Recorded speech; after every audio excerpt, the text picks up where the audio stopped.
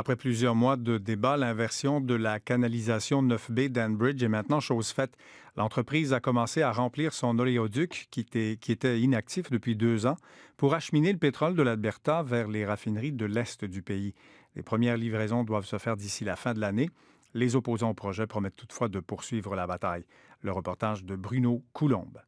La mise en opération de la canalisation 9B survient 2 mois jour pour jour après le feu vert donné à Enbridge par l'Office national de l'énergie à la suite d'essais hydrostatiques menés par l'entreprise elle-même.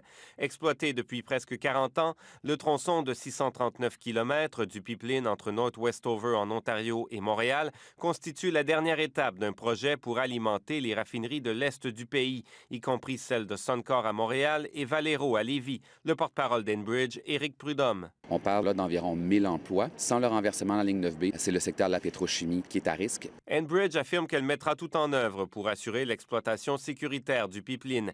Déjà, une surveillance par hélicoptère est effectuée 2 fois par mois, en plus des autres conditions imposées par l'Office national de l'énergie.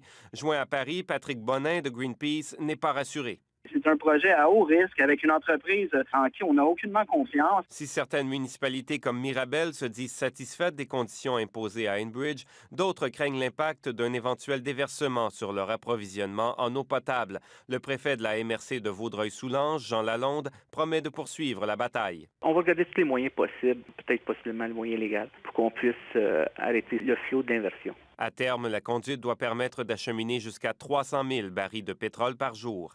Ici Bruno Coulombe, Radio-Canada, Montréal.